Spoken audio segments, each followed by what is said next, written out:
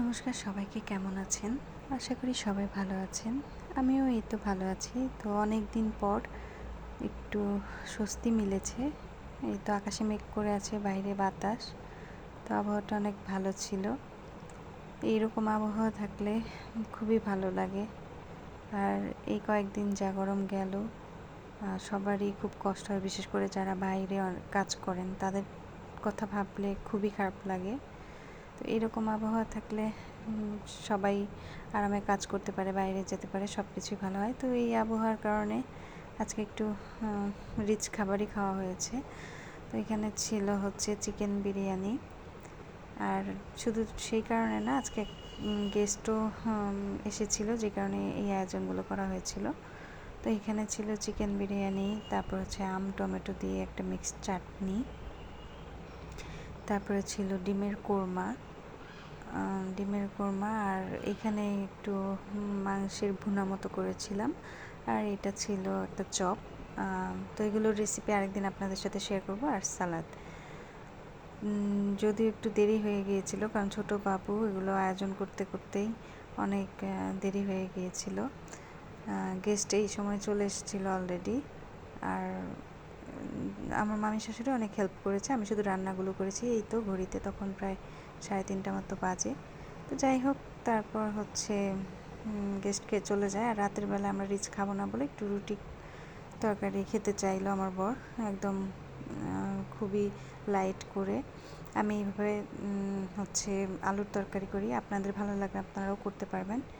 সেটা হচ্ছে এই তো আলু, শুধুমাত্র পেঁয়াজ আর 4টা কাঁচামরিচ হচ্ছে আমি তেলে দিয়ে বেশ কিছুক্ষণ হালকা করে ভেজে নেব। তো এখানে অনেকে অনেক রকমের মশলা ফোড়ন দেন, সেটাও খাওয়া যায় আরেকভাবে, কিন্তু আমি এটা এইভাবেই রান্না করি, মায়ের কাছ থেকে শেখা। তো এই তো একটু পেঁয়াজ আর মরিচ ভাজা হওয়ার পর আমি আলুগুলো দিয়ে দিলাম। আলুগুলো দিয়ে বেশ কিছুক্ষণ আমি হচ্ছে আলুগুলো এই পেঁয়াজ আর মরিচের সাথে হালকা করে ভেজে নেব। তো এখানে পরিমাণ মতো লবণ আর হচ্ছে হলুদ দিয়ে আলুটা আমি বেশ কিছুক্ষণ আবার একটু ভেজে নেব। তো এইভাবে আপনারা খেয়ে দেখবেন, খুবই ভালো লাগে। একদম মশলা কম জন্য যে খেতে খারাপ লাগবে তা কিন্তু না।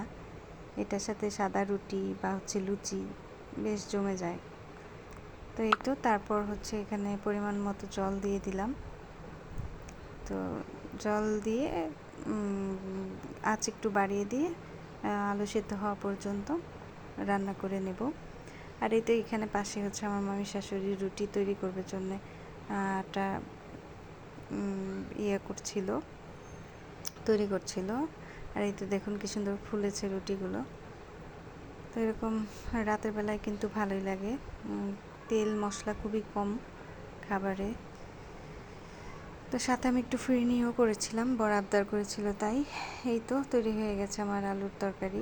দেখুন, দেখতে যেমনই হোক না, কিন্তু খেতে অনেক স্বাস্থ্যসম্মত।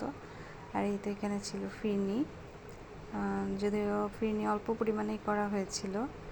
আর এই তো ছিল রাতের খাবার, রুটি, আলুর তরকারি, আর আমি সামান্য পরিমাণ নিয়েছিলাম ফিরনি।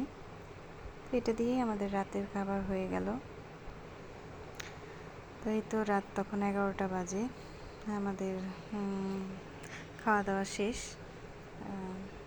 আর এই তো শেষে আমার ছোট্ট সোনামণি, ওকে নিয়েই এখন আমার দিন ভালো কেটে যায়। মন খারাপ থাকলেও মন খারাপ লাগে না, সে এখন অনেক রেসপন্স করা শিখছে।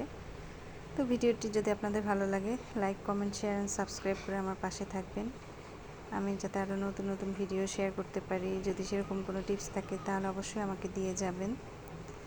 তো আমার পাশেই থাকবেন, আশা করি সবাই ভালো থাকবেন। আর এই গরমে অবশ্যই নিজেদের যত্ন নেবেন। ভালো থাকবেন সবাই। নমস্কার সবাই।